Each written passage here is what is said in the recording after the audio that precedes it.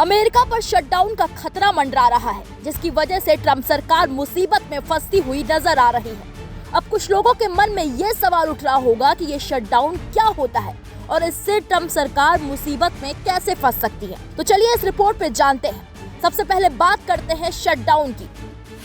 अमेरिकी सरकार की फंडिंग से जुड़ा कोई भी बिल पास कराने के लिए अमेरिकी सांसदों के पास अधिकार होता है।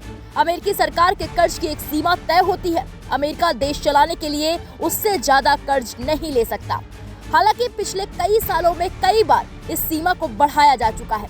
अगर ये बिल नहीं पास होता तो अमेरिकी सरकार के पास खर्च के लिए पैसे ही नहीं होते।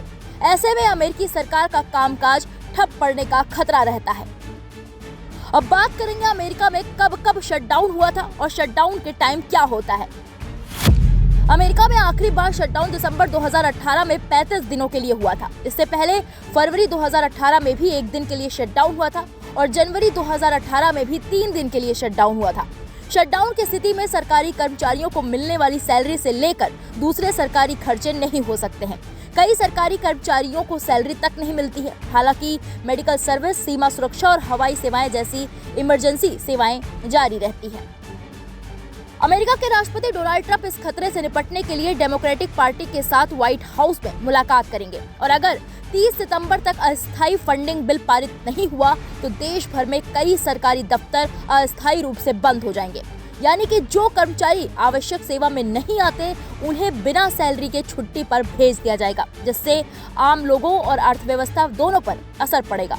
आम लोगों और अर्थव्यवस्था पर असर पड़ेगा तो ट्रंप सरकार बहुत घाटे में चली जाएगी। इसलिए रिपब्लिकन पार्टी चाहती है कि सरकार की फंडिंग फिलहाल जैसी है वैसी ही जारी रहे, लेकिन डेमोक्रेट स्वास्थ्य सेवाओं को लेकर कुछ अहम मांगे सरकार से मनवाना चाहते हैं। सीनेट में डेमोक्रेटिक पार्टी के नेता चक शूमर ने कहा, ये बैठक केवल एक शुरुआत है, लेकिन हमें गंभीरता से बातचीत करने की जरूरत है। वहीं दोनों पक्ष अपने रवैये पर अड़े हुए हैं और अब तक किसी भी समझौते के संकेत नहीं दिख रहे। हालांकि ट्रंप पहले ही कह चुके हैं कि उन्हें उम्मीद है कि अगर समझौता नहीं हुआ तो इस हफ्ते शटडाउन तय है।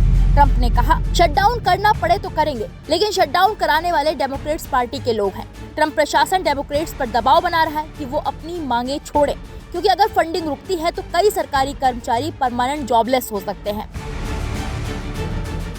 मीडिया रिपोर्ट्स के मुताबिक डेमोक्रेटिक पार्टी के नेता चक शूमर ने कुछ महीने पहले ही इशारा कर दिया था कि अगर सरकार का शटडाउन होता है तो इससे बहुत समस्या होगी, सब कुछ अराजक हो जाएगा, नुकसान होगा और लोग परेशान होंगे।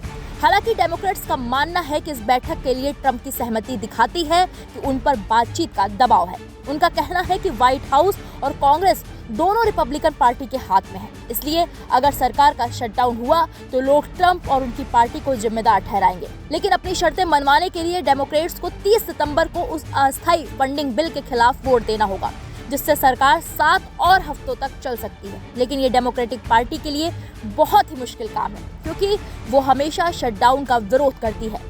वहीं ये बिल पहले ही रिपब्लिकन के नियंत्रण वाले हाउस में से पारित हो चुका है और इसे सीनेट में पारित करने के लिए कम से कम 8 वोट चाहिए। इसका मतलब है कि कम से कम 8 डेमोक्रेटिक पार्टी के सांसदों को बिल का समर्थन करना होगा। अब ये तो समय आने पर ही पता चलेगा कि ट्रंप को 8 डेमोक्रेटिक पार्टी के सांसदों का समर्थन मिलता है या फिर अमेरिका में शटडाउन होता है। फिलहाल अभी तक ट्रंप की मुसीबत कम होती नहीं दिख रही है।